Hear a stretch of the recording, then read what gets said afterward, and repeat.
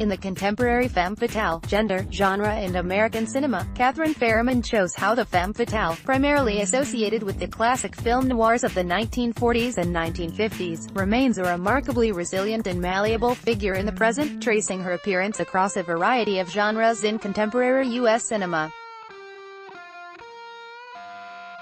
It is a well-argued, convincing study, writes Fiona Handyside, with a reading of the femme fatale that demonstrates her capacity to pose vital and complex questions about the representation of women's agency, sexuality and desire in the current cultural landscape. The Contemporary Femme Fatale, Gender, Genre and American Cinema. Katherine Farrimond, Routledge, 2017.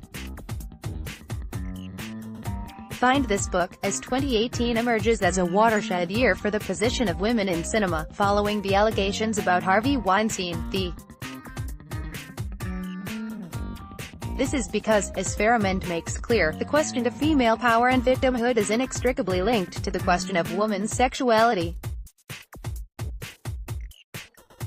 The lived experiences of women working in the film industry and the fantasies of American cinema are not equivalent, and the stakes are different. There is nevertheless a powerful connection between the way films repeatedly, across genres from the erotic thriller to the science fiction fantasy, imagine women as using their sexuality for access to power and personal gain, and the way these grubby abuses of female actors also imagine female sexuality as an asset to trade. Farrimond makes clear that the figure of the femme fatale is a remarkably resilient and malleable formulation that poses questions about girls, women, sexuality and power in an accessible and popular form, and through the very repetitive nature of her actions makes clear the limited options for female empowerment and agency in contemporary American culture. 14. The figure of the femme fatale is primarily associated with the classic noirs of the 1940s and 1950s, to the extent that their relation is practically a tautology. Can one have a noir without a femme fatale? Does the presence of a femme fatale automatically qualify a film as noir? The femme fatale has been key to some of the most influential feminist theorizing of cinema and women, including work by Laura Mulvey, 1974, Janie Place, 1978, and Marianne Doan, 1991, as these critics turned their attention to the classic noir canon and its interest in the beautiful yet deadly women whose sexuality is a trap for the male victim. Yet, as Farrimond persuasively argues, the issues that the femme fatale raises for feminist criticism, such as how female sexuality is linked to mystery and duplicity, whether sexuality can be a legitimate route to empowerment and how much female sexuality expresses authentic desire in patriarchy, resonate still in contemporary culture. Image credit, Thomas Luthard CC BY 2.0. Most importantly, the femme fatale is unshackled in the book from the smoky confines of noir, as Farrimond traces her appearance across genres, considering that not only contemporary plays on noir heritage such as L.A. Confidential, Hansen, 1997, and Shutter Island, Scorsese, 2010, but also films as varied as erotic thriller Basic Instinct, Verhoeven, 1992, art house mystery Mulholland Drive, Lynch, 2001, teen black comedy Pretty Persuasion, Sega, 2005, and sci-fi hit X-Men, The Last Stand, Retner, 2006. This allows the study to pinpoint how the femme fatale proves a remarkable device for representing key social anxieties. If classic noir criticism holds that the femme fatale proved an effective way to express fears about women's increased social and political power following the granting of suffrage and their greater workplace presence due to World War II, so, implicitly at least, here we find the femme fatale used to address various contemporary issues. Farrimond outlines how the figure is deployed to ask questions about teen girls torn between narratives of girl power and anxieties about premature sexualization, about sexual and gender identity, and about technological change and genetic mutation. Through careful close readings, Farrimond demonstrates time and again a concern with trying to match behavior and identity. Especially interesting here are the chapters on bisexuality, where Farrimond argues that the femme fatale's fluid and opaque sexuality offers a revolutionary potential to disrupt current popular discourses on monosexuality, gendered binaries, and the idea that what you currently see of someone's sexual behavior offers a complete map of their sexual orientation. 102. The bisexual woman and the femme fatale both complicate the idea of a straightforward reading of women and sexual pleasure, no pun intended. In the case of the bisexual woman, her sexuality refuses to settle into a binary structure. While Sarah Ahmed, 2006, imagines sexual orientation as a turning towards some objects and away from others, the bisexual femme fatale's mobility posits a multiplicity of concurrent orientations.